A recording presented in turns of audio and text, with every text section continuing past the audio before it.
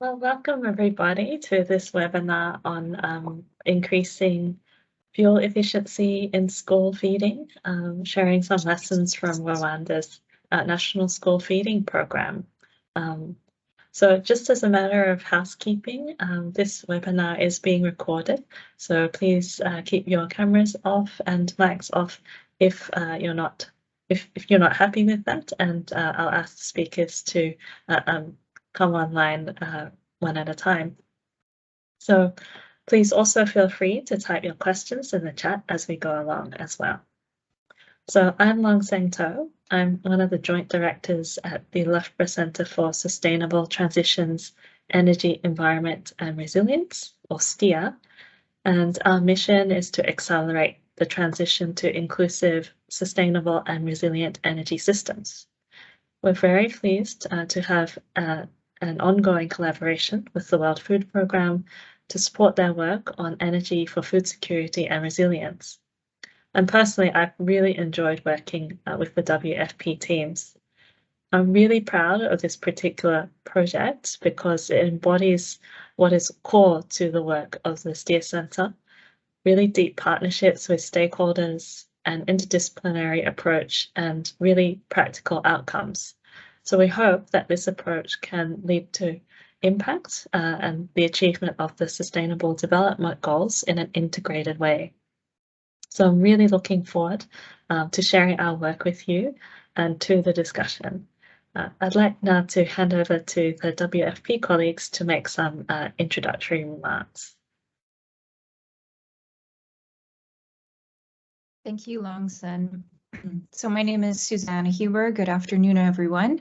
I am the Regional Advisor on Energy for Food Security based at the Regional Bureau in Nairobi. So we help the 9 different country offices in the Eastern Africa region try to mainstream more energy interventions in their programming.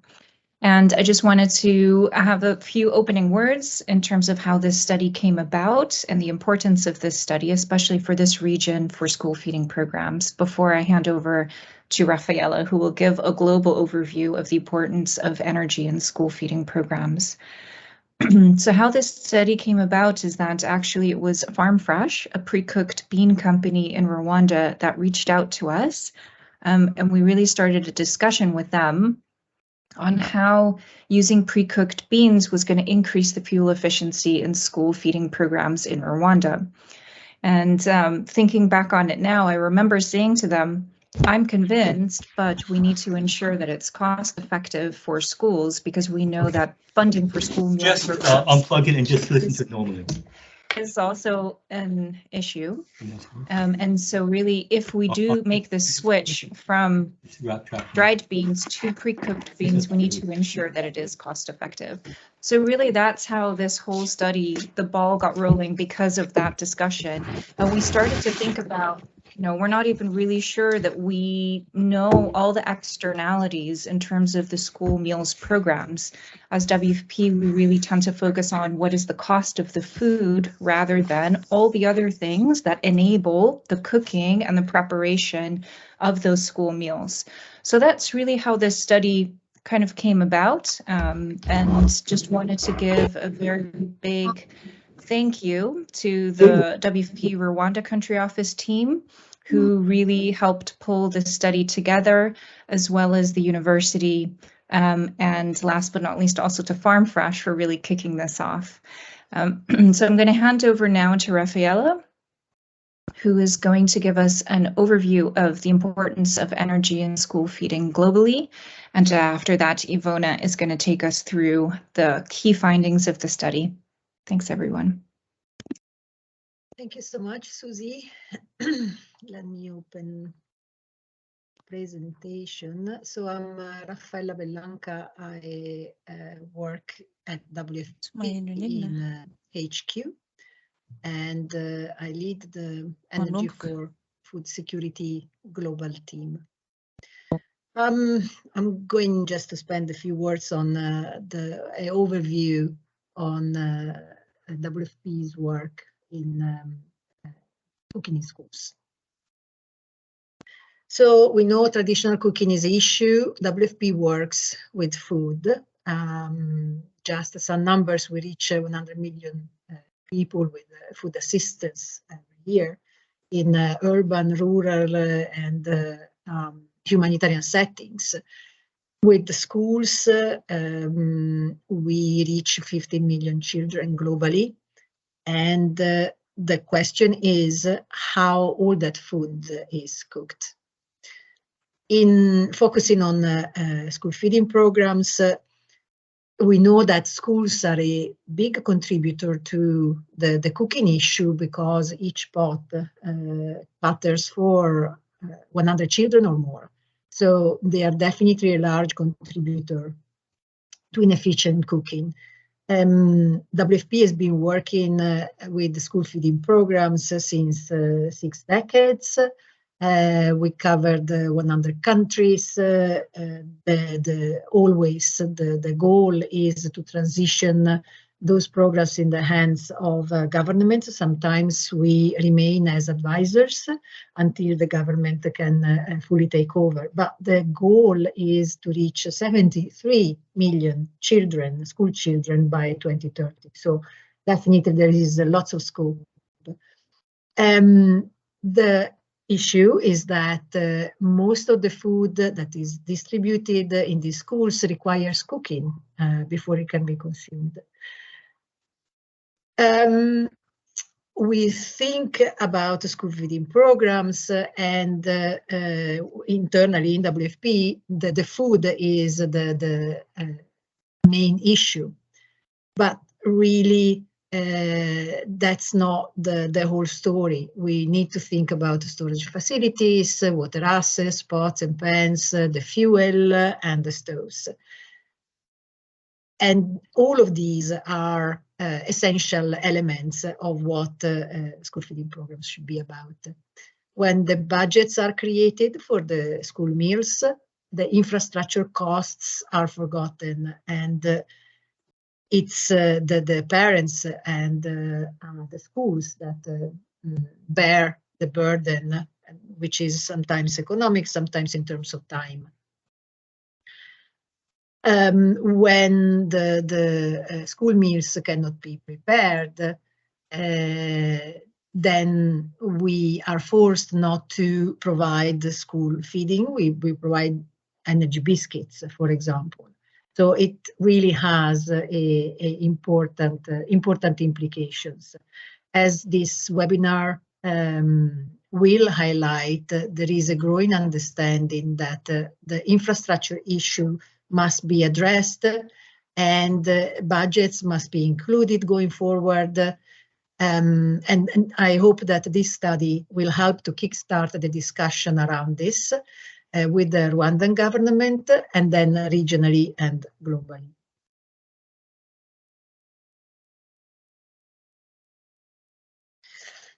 So this is the track record of what WFP has been doing in schools between 2003, which is the earliest data we have, the recording we have. We have done we do have some achievements. However, is estimated from a survey that we conducted in 2018 that still 80% of the school meals that are cooked in schools we support are prepared on inefficient three-stone fire. This heavy reliance on firewood obviously contributes to deforestation, environmental degradation. If there is no fuel, then meals are not prepared and the children have to skip lunch. Families are the ones required to contribute fuel in rural areas particularly, and it is children that collect the fuel most often. In urban areas, firewood and charcoal are expensive and increasingly so. Firewood storage is another problem. If there isn't a proper infrastructure, then the wood gets wet. Then lots of other problems, chopping the wood, preparing and tending the fires.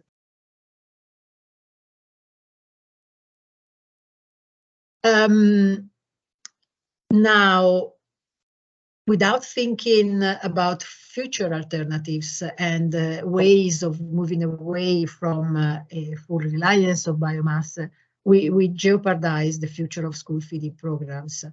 As firewood is becoming more scarce and more expensive, and as countries struggle to reduce deforestation for climate-related goals, this is more and more important. In some places, the collection of biomass is banned, and we can expect that in more places that will become the case. We aim at transitioning away from biomass use. However, the reality is that this will take time. We will start from urban areas, less fragile countries, and therefore, in the meantime, we also need to improve the cooking with biomass. We can do that by increasing the efficiency of appliances, but also by promoting energy efficient cooking practices. So soaking beans, substitute foods like beans with the ones that are easier and faster to cook, but maintain the nutritional value, ensure the firewood is dry, provide training for staff.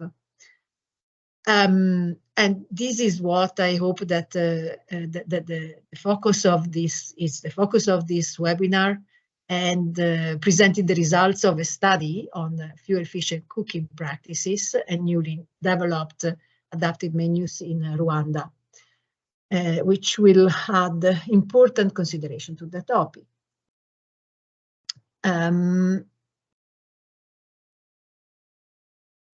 So we are looking at transitioning to clean cooking and beyond. We have had a pilot in Lesotho where we introduced electric pressure cookers to substitute firewood and LPG for schools that were connected to the grid, with promising results.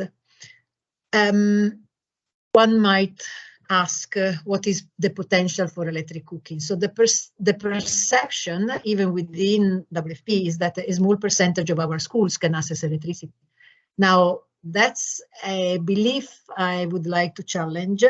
In Laos, for example, we were told that 10% of the rural schools would be connected to the grid. And then we had an assessment, and in fact, 83% of the schools are connected. And we have to remember that the goal, sustainable goals, is to reach 100% by 2030. Schools are also a platform to build climate resilience in communities. So beyond cooking, electricity can enable other services within the school, as refrigeration, to store fresh foods, impacting on nutrition. The connection to the internet and the powering of electric devices, which has an impact on education. Water pumping has an impact on wash. We have an example in Guinea-Bissau of a project collaboration with GIZ, where not only electricity for cooking, but also for other services is introduced in schools.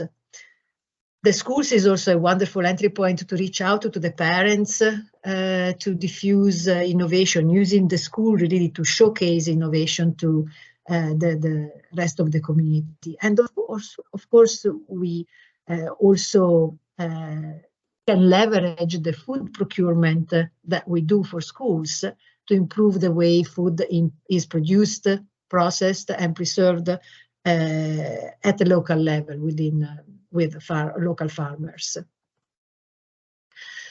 So there is a big need to step up efforts, not having these ad hoc interventions, one place the other with no history, no learning, but harmonize interventions across geographies, diffuse best practices, promote as much as possible modern technologies. We need better data, and we need to engage with a multitude of stakeholders, from the various ministries in the government to the private sector actors, and of course the communities.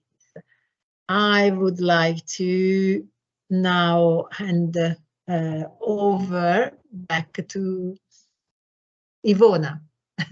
Thank you for your attention.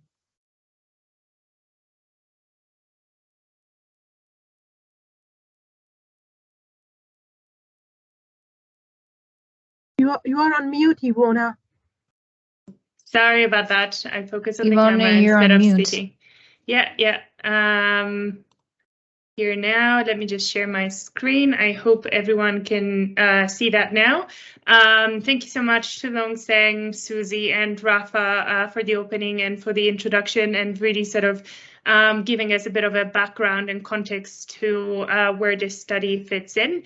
My name is Ivona Bisaga. I'm an independent energy consultant, as well as a fellow with the Loughborough Steer Centre, and I've been leading this study together with a wonderful team of other energy experts who will participate in our panel.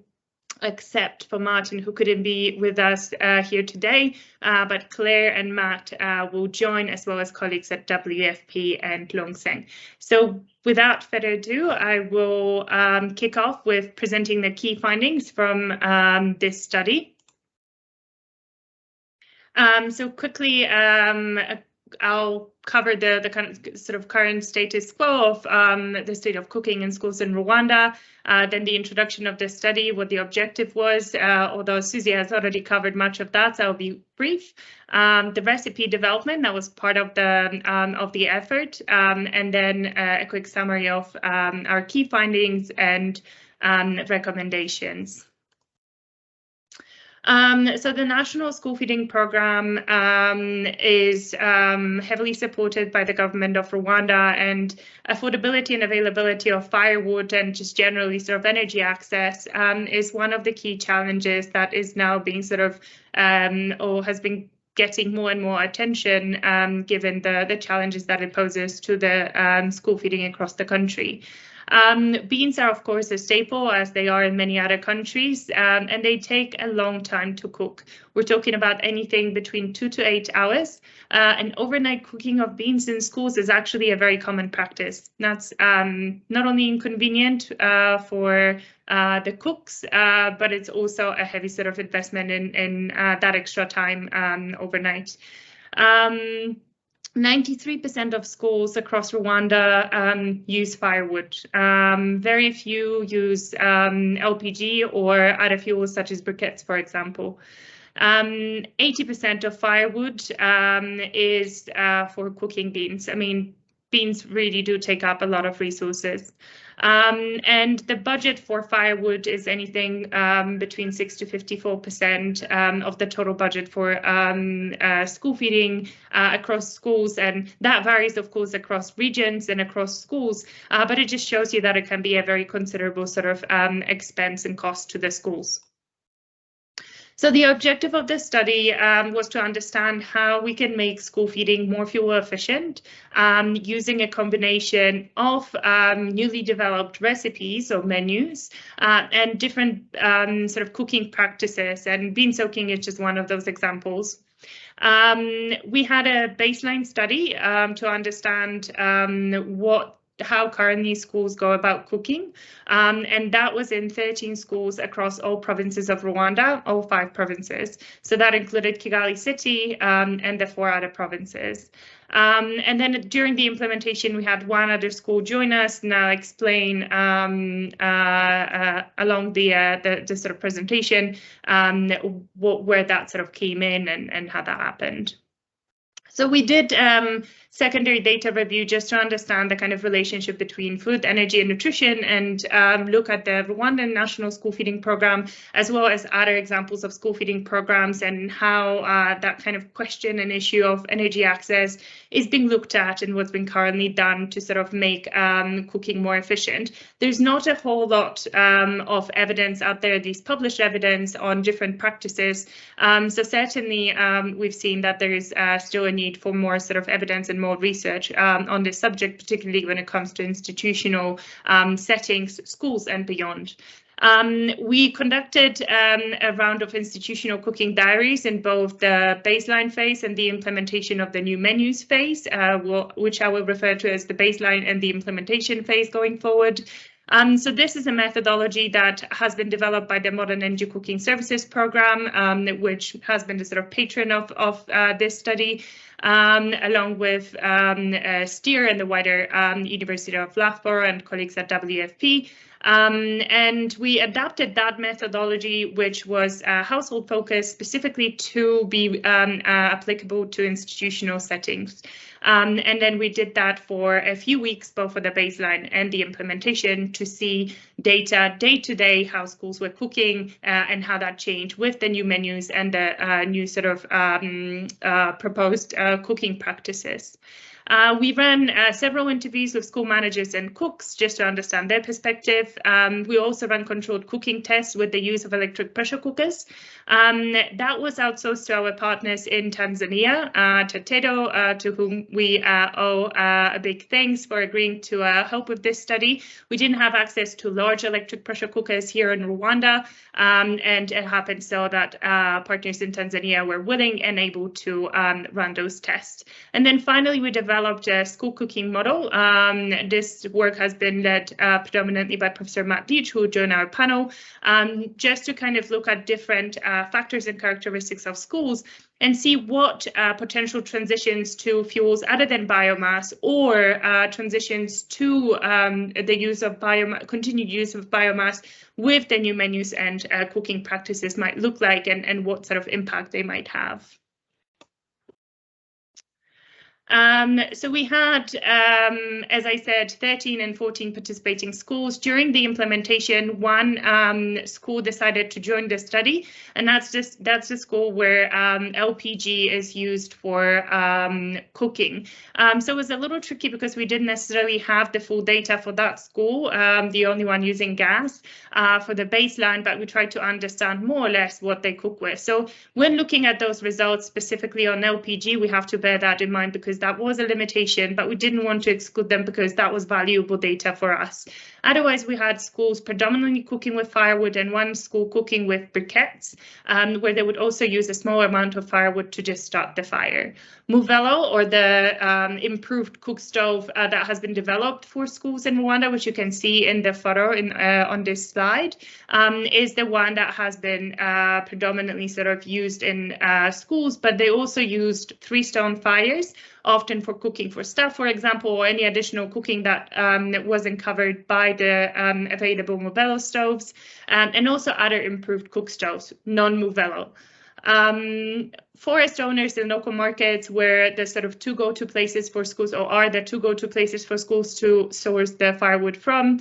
And cost and scarcity is certainly a challenge, especially given that those resources are more and more scarce, more and more protected. There's more and more sort of regulation around how forest resources can be used. And of course, cost has been going up, also given the increase in fuel prices for transport. So that kind of logistical delivery cost has gone up. A lot of schools, unfortunately, cook with wet firewood because they don't have storage to keep the firewood dry. And I'll come back to that because that was one of our key findings.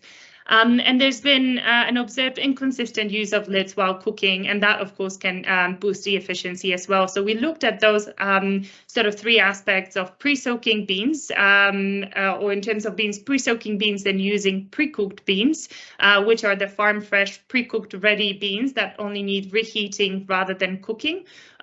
Use of dry firewood as much as possible, and then a consistent use of lids as the main factors during the implementation of the new menus or the implementation phase. So very quickly about the recipe development, we had a professional chef, whom you can see on the right-hand side, along with an expert nutritionist working on the development of new menus, which correspond to the requirements of the school feeding operational guidelines in Rwanda, to make sure that the nutritional value is preserved, but at the same time thinking about what we might do or change in the menus, other than just promote the pre-soaking of beans or using pre-cooked beans to improve the fuel efficiency. And that came down to the sort of ingredients that are available to schools in different parts of Rwanda, and also thinking about that kind of local procurement.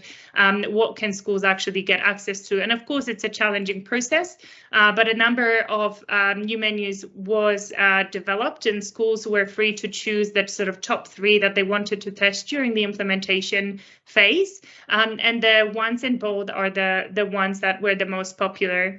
It was certainly very challenging for schools to cook consistently cook meals that contain meat or peas, because they're the more expensive items as compared to the available vegetables and beans, as compared to the price of peas. And now very quickly on to the study findings. So here just some graphs to throw at you. We observed that in 10 out of 13 schools, the amount of firewood consumed per person reduced during the implementation of new menus. The reason why Kagarama High School and Flower Girls School are grayed out is because Kagarama is the school using briquettes and only use a small amount of firewood to start the fire, whereas Flower Girls School is the school where gas is predominantly used for cooking, and firewood is mostly used actually to cook beans. So we did still look at sort of those schools in terms of firewood consumption, but it's a different case to the remaining schools where exclusively firewood is used. In 8 schools, the cost of firewood per meal per person reduced during the new menu implementation. And I'll come back to those sort of key finding in terms of the cost and time savings, or cost reductions and time savings. So on average, we saw that fuel made up about 8% of the total meal cost per head. There was an observed 38% reduction in the cost of firewood per meal when fuel-efficient menus were cooked and the different practices were followed. So here we're talking about pre-soaking beans, consistently using lids, especially in schools where that hadn't been a practice and observed practice before, and also storing using dry firewood as much as possible. And of course, that was dictated by the availability of space. We did run this study across sort of different seasons, but mostly in the rainy season. So you can only just imagine how challenging that might be also for schools to do so when they don't have a dedicated storage space. But assuming that a meal cost 150 francs per Rwandan francs per student, which is the kind of assumed allocated amount, the percent of that cost made up by cooking fuel went down to 4.9 from 8.1%. Please, if I could ask everybody to keep your mics on mute when you're not speaking. Thank you. So we saw a reduction of close to 50%, not quite, but almost, but a significant one regardless. 10% reduction of firewood required to cook school meals was observed when beans were pre-soaked. So while this number might seem insignificant, and actually makes a big difference when it comes to the expenditure on firewood, as well as time required to cook. And we can see that there was a 19% reduction in cooking time of beans when those fuel efficient practices, what we call them, were used. However, we observed that pre-soaking beans didn't have any impact on beans that were very old and dry, and therefore did not absorb much of the water, and meaning that they didn't soften during that pre-soaking process, and so that really didn't have much of an impact on the consumption of firewood needed to cook them and the time taken to cook. So we now know that it's important to also pay attention to the quality of food that is procured by the schools, but these beans unfortunately tend to be cheaper on the market, and sometimes schools are simply pushed to go for what's available and what they can afford. Pre-cooked beans, so the ones that we mentioned provided by Farm Fresh for this study, offered reduced firewood consumption as part of the fuel efficient menus, and here that's the new menus that were developed specifically for this study. And we observed an 89% reduction in the cooking time of beans when pre-cooked beans were used. And please bear in mind that that was only trialed in 3 out of the 14 schools. However, still that reduction was quite significant, but it came at a cost, given that pre-cooked beans did prove to be more costly to procure than fresh beans, but of course they cut the cooking time and the amount of fuel needed to prepare them.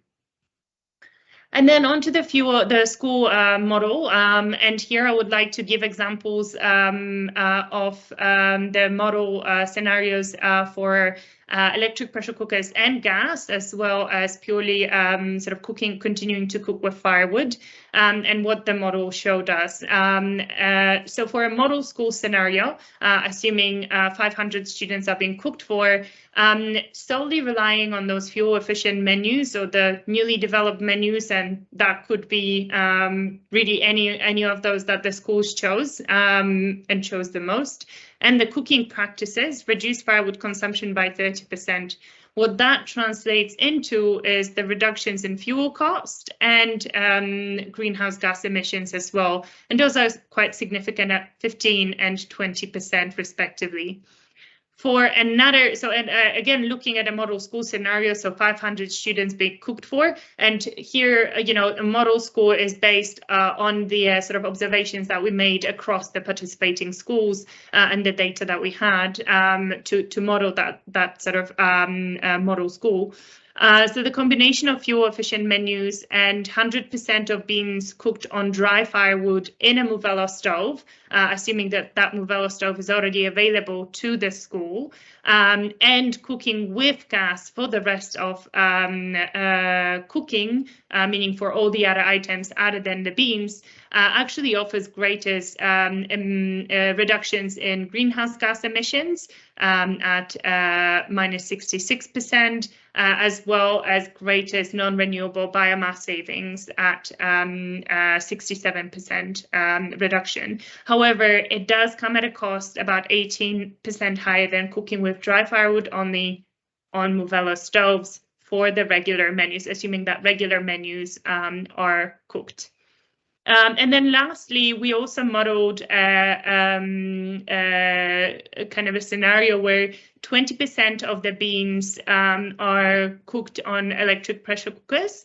And we looked at large scale or large electric pressure cookers, meaning 45 liters plus, to cater for those institutional settings.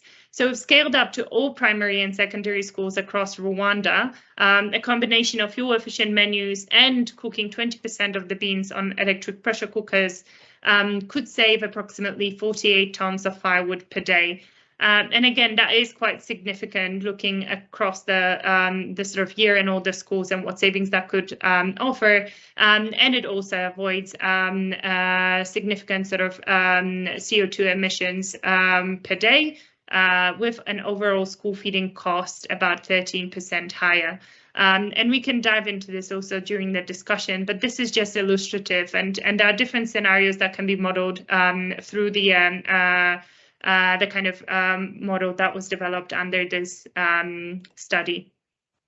And then very quickly, also wanted to highlight the feedback we received from the cooks and the head teachers, as their observations were very sort of valuable for us. So generally, they agreed that there was an improved food safety and quality, and especially that kind of nutritional aspect was highly praised during the implementation phase using the new menus. Both the cooks and the head teachers said that the students were very happy with the sort of diverse meals that they were offered, which was not necessarily always the case in the baseline or you know, in sort of regular times of providing meals. And that pre-soaking beans did save time and firewood, and that was purely based on the observations.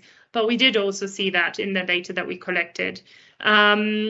However, there were some challenges that were raised that have to be considered when thinking about implementing such interventions or recommending new menus and fuel-efficient cooking practices. And here, one of the big challenges was the number of ingredients that went into the preparation of the meals. There were more, and it took more time to prepare them. Therefore, sort of more hands were needed to actually make the meals, albeit that differed depending on the menu that was selected. Insufficient utensils and staff, that kind of also relates to the point above. And was raised by some of the schools, not all, and really the availability of staff varies greatly. There could be anything from 2 cooks to over 10 cooks per school, depending on the size and depending on the resources available to them. Both cooks and the head teachers agreed that more training for cooks would be extremely valuable for the schools, also to sort of highlight that importance of providing nutritional food rather than just cooking. Most of them did not have any training at all before starting to work at their respective schools. Some students complained about the different taste of foods, and here beans were definitely one of the items, but there were also some other foods where, for example, milk was added as an extra, and students were not used to that, or maybe dried fish was added, and some students didn't like that. So that issue of taste is definitely important, but it didn't necessarily prove to be a very big challenge. And then, of course, high cost and difficult to maintain is something that the schools did express as a big concern. Because there was a top-up available from the World Food Programme, that means that perhaps in the long term, it's also about kind of revisiting the available budgets of schools and then tailoring those menus and the selection of ingredients according to those. Other challenges were around food storage, and this is something we've already mentioned, and particularly wood storage. Here you can see examples of a very well organized space in one of the schools and an available shed, but this is an exception rather than the norm. Unfortunately, what we saw was that most of the schools store their firewood outside, and of course in the rainy season in particular, that wood is very wet when used for cooking. Water issues were also raised as a concern because some schools didn't have ready access to water, and they had to spend quite a lot of time going to fetch the water to cook, which is already kind of on a daily basis a bit of a burden. But in addition, for pre-soaking the beans, they needed an extra sort of amount of water that wasn't easily available. I already mentioned the inadequate utensils. And also some kitchen lack proper airflow. And there is work being done on the improvement of the overall state of kitchens in schools, but some remain like relatively poorly constructed and don't offer that sort of airflow that allows for comfortable working conditions for the staff. Number of kitchen staff was a challenge in some of the schools, and then also inconsistent parental contributions that help schools support the school feeding on a day-to-day basis is a big one, because not all parents are able to afford that on a regular basis. So our key recommendations, and I'll wrap up with that to allow sufficient time for our discussion, is to promote pre-soaking beans as a standard cooking practice in schools. And this should be ideally incorporated into training that is provided to cooks working in schools to the extent possible. And of course, that will not happen if there is no robust infrastructure. So, for example, access to water, supply, which is very much needed to pre-soak the beans and also to cook the rest of the ingredients.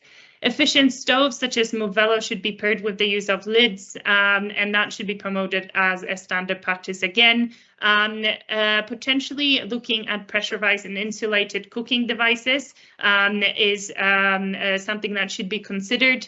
Electric pressure cookers might already have a role to play in urban settings, less so in settings where electricity is not stable or does not reach at all.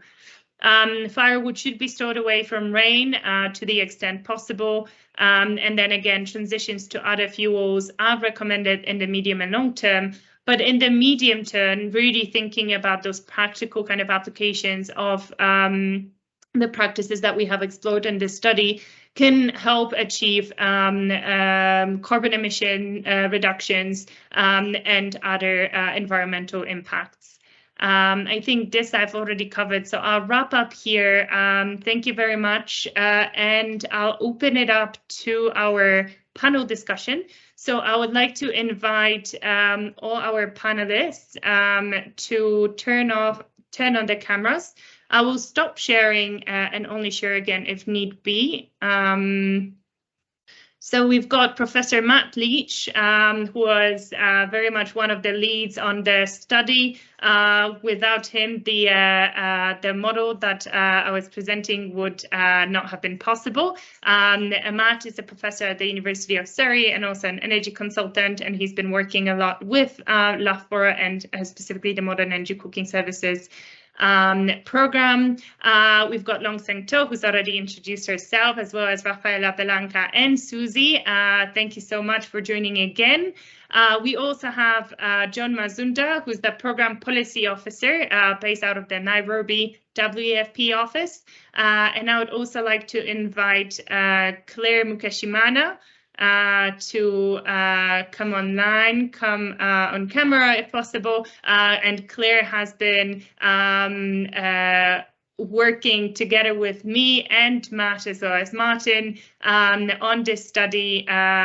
Without her, again, this study would not have been possible. So thank you, everyone. And let's kick off our discussion. So I can see that there's already some questions that we've had posted in the chat. Thanks, everyone. And maybe I'll go to the first couple ones that Virginia shared. What is the drop-off rate for those schools that transition to improved cook stoves, if I understand that correctly? And what is the efficiency loss of the improved cook stoves when not maintained? And let me just throw the third one in. Have you looked at the willingness to pay for maintenance services when an improved cook stove is purchased or put in use? I think I would like to call Susie to comment based on your experience in the region with improved cook stoves. But then also anybody else, please do come in. And Matt, perhaps if you do have anything to add on the efficiency question, that could also be interesting, maybe even in light of our study specifically. But Susie, any examples of kind of drop-off rates or otherwise efficiency loss and maintenance specifically for improved cook stoves? Sure. Thanks, Virginia, for that question. So looking at Rwanda specifically, I think that actually the adoption rate of the Movello stove is quite high, particularly because that stove really is manufactured locally and it was designed locally as well. So the government has had different iterations of that stove, which I think makes the adoption rate much higher than normal. I will say that in other parts of the region where there have been improved cook stoves built into schools, the success rate might be a bit lower just because of the different designs. I don't have any percentages in terms of efficiency loss when the stove is not maintained. I have an example from Burundi, for example, that was a built-in brick stove. where they used so much force with such big logs that the back of the stove would actually break, and obviously that makes it a lot less efficient as well. So it's really looking at those kinds of designs that make it so important when we talk about stoves for schools, because usually they require a huge investment. You know, like a built-in brick stove can cost anywhere between $2,000 to $5,000 per stove per school. So if we calculate it, usually it's around $10,000. It can be up to $10,000 per school. So maintaining those stoves is very important, and that's something that we need to build into the sustainability of these school meal programs as well, because obviously if the stove is broken and the parents or the cooks revert back to having to use a 3-stone fire, then we haven't gotten our return on investment. Let's put it that way. Thanks. Thanks, Susie. And Matt, anything that you could add on the efficiency, maybe not even specifically thinking about this question, but more broadly about the efficiency of different stoves and how that was also considered and while sort of modeling those different pathways. And then I'll come back with a follow-up question. Sure. I'm afraid I can't add much on the efficiency of these particular very large scale kind of biomass-based stoves, either traditional or ICS, in terms of how they perform over time. It's just not something I've really looked at. My instinct would be that the large institutional stoves would probably suffer less from efficiency drop-off than very small scale household scale ICS stoves, which we know, can choke up with soot and so on over time, and all of the analysis tends to introduce quite a drop-off of efficiency over time for those, but I just don't have the experience of that particularly, I'm afraid. Yeah, thank you. But I do want to pick your brain on the figure of 20% of beans cooked on EPCs and how that was determined. And I hope that, we can shed some light on that. Absolutely. Thank you. As Richard's question, I can give a much more specific answer to that one. It was a very pragmatic choice. So we worked out from our colleagues Tatedo, who did trials with EPCs cooking the same sort of menus that we're talking about for the schools here, and we would know then how many portions of different foods types could be cooked in each of the sort of 40-litre EPCs, and the answer was you could cook about 50 portions of bean stew in each of the EPCs. So what we said was, so let's go for a school of 500 pupils, so 20% of 500 is 100 meals to be cooked. You could cook beans for 100 students in 2 EPCs. So basically that scenario was just modelling 2 electric pressure cookers going into that school of 500 students, and that will be able to cook for each meal for about a fifth of those students. So it's just one scenario. If you wanted to cook for all the beans for all the students, you'd have to multiply that up and maybe have 10 EPCs, which could be done, but hopefully also we might even see larger and larger EPCs coming through as this market matures. Thank you, Matt. Hopefully that, gives a good sort of insight into how we went about that modeling of the different scenarios, including for electric pressure cookers. And Guida, Kalisa, thank you for coming on camera. I was just going to call out your name, so please go ahead and ask your question. Thank you for the presentation. I actually have a quick comment. I'm Ajit Kalisa, I'm assistant professor at the University of Rwanda, but currently speaking from Canada, doing a postdoc. So I recently completed the research in Rwanda, especially for schools. We have been collecting the indoor and outdoor air pollutant. So to me, what I want to add, if you look at the children in schools in Rwanda, they're really exposed to both biomass burning air pollutant as well as diesel emission, especially in Kigali during the drop-off and the pickup. Speaking to the schools as well as with who are ventilated, you find most of the outdoor pollutant they enter in the classrooms, and you find their pollution in classroom is actually like more than 8 times compared to the global average of the WHO air quality guideline. So, it's really a concern, and which I think your research will bring to a positive recommendation such as to improve the children's health, because they are all during the day, during the drop-off, they are really exposed to traffic emission, and as well as during the pickup time, but as well as during the daytime in class, they are really exposed to pollution from biomass burning, because some schools will have a kitchen, and then due to their poor ventilated classroom, most of the smokes enter in their classroom, and then children spend almost all 8 hours at school exposed to pollution. And this is also speak to the Ministry of Education looking up to the school location, because most of the school, which is really either located to the busy roads, as well as to other located to near biomass burning sources, and those are overall affected the children's health. So I believe with this improved cooking stove, as well as an infrastructure actually, which will reduce the traffic during the drop-off, either parking maybe away from their classroom interests, will have a significant effect and will improve children's academic performance and health as well. Thank you. Thank you, Egid. Thank you for that comment. That's something that we haven't monitored throughout the duration of the study, but I believe that is something that we should be looking at. And here, it's the health of the children and, of course, the health of the cooks who are very much exposed on a daily basis to those emissions from biomass burning. And sometimes those conditions are really unbearable. Some of the schools we visited, to imagine spending several hours in those, let alone a few minutes, is really hard. So I can see that there's also a question on the feasibility of LPG transitions for schools in Rwanda.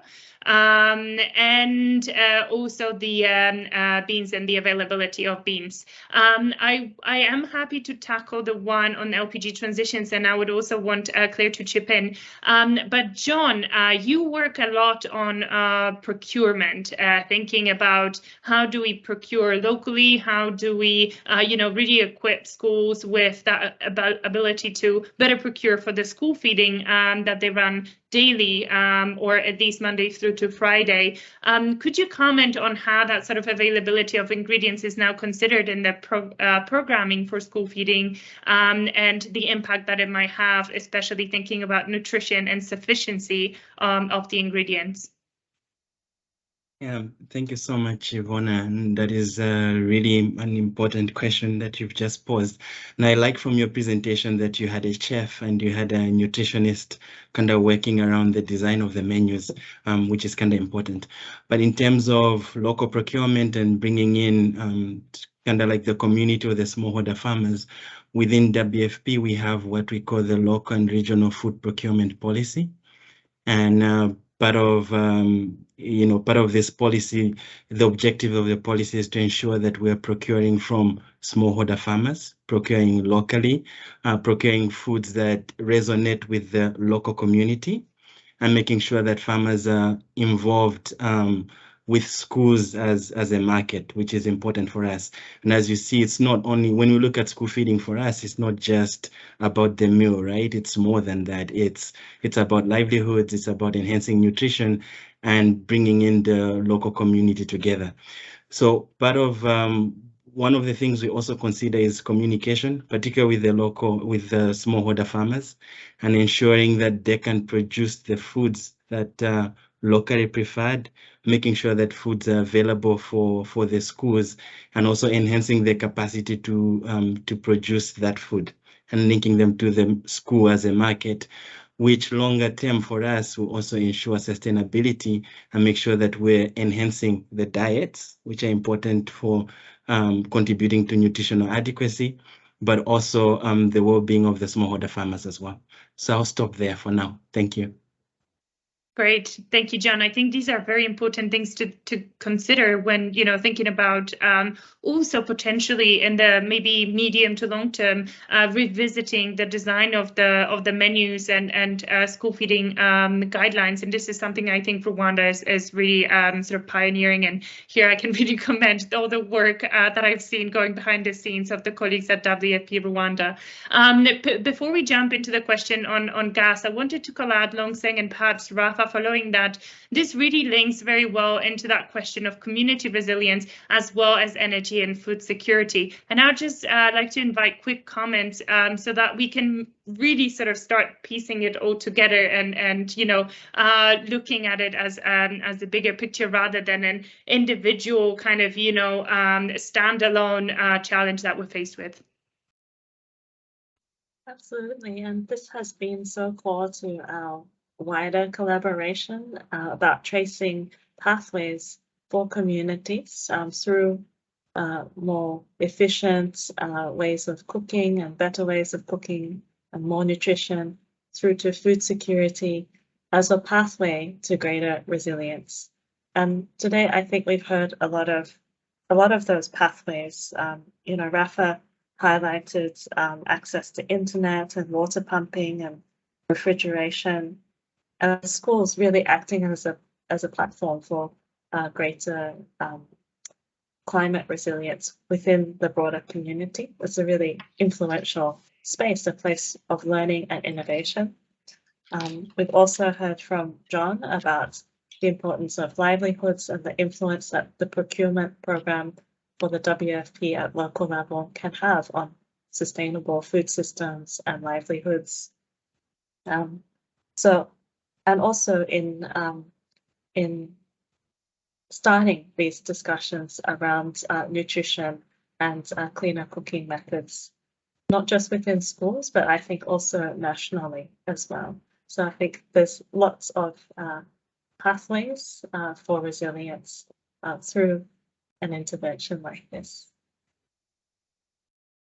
I certainly agree, because schools are not the only institutional settings where cooking takes place at a large scale and where a lot of resources, time and biomass resources go into it.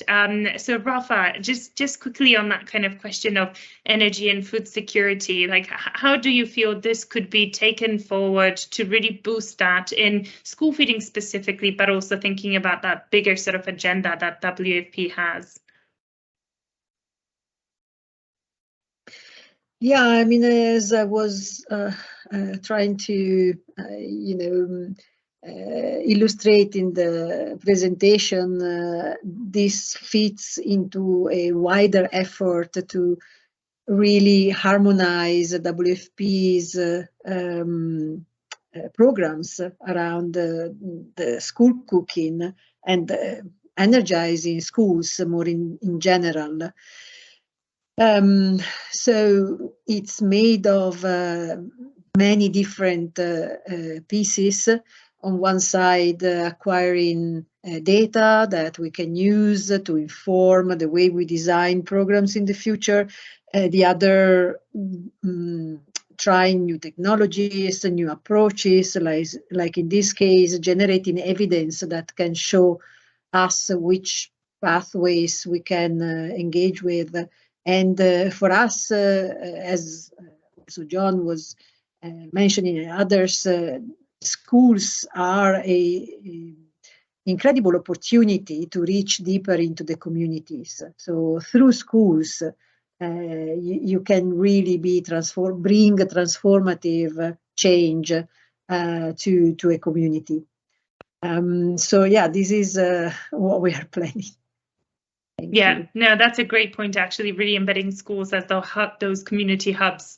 And I know that we're hitting time, so those who can stay for an extra minute, I would just like to say that when it comes to the feasibility of LPG transitions, and again, this is something that we've considered in the model as well, certainly it is an option. It offers great opportunities for impact, particularly when it comes to a reduction in greenhouse gas emissions, as well as cooking time savings, of course. However, it does require some adaptations, and in some instances, relatively large adaptations to the infrastructure that's available to schools, and that comes at a cost.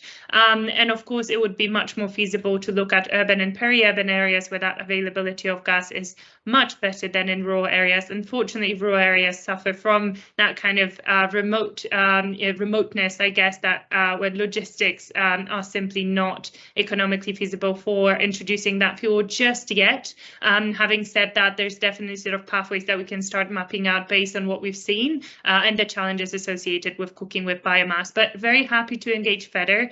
I believe we have everybody's email, so there will be a follow-up sent to everybody who's attended. Please share this. Will be posted on YouTube, so others who haven't been able to join us today can also come back and use this as a resource. I will look through the questions that we haven't been able to address in this session, and wherever possible and wherever I have a contact, we'll get back to you with some answers, or at least some ideas. So thank you so much to all the panelists. Thank you to WFP, also to the Ministry of Education in Rwanda for supporting this study, funding this study, for colleagues at MEX and at STEER for being the leads and really making it possible from our side, and to the audience for participating today, for your questions. And I hope that many of you will take this on, take this forward, and think about it in your own communities. Hopefully see many of you soon, and enjoy the rest of your day.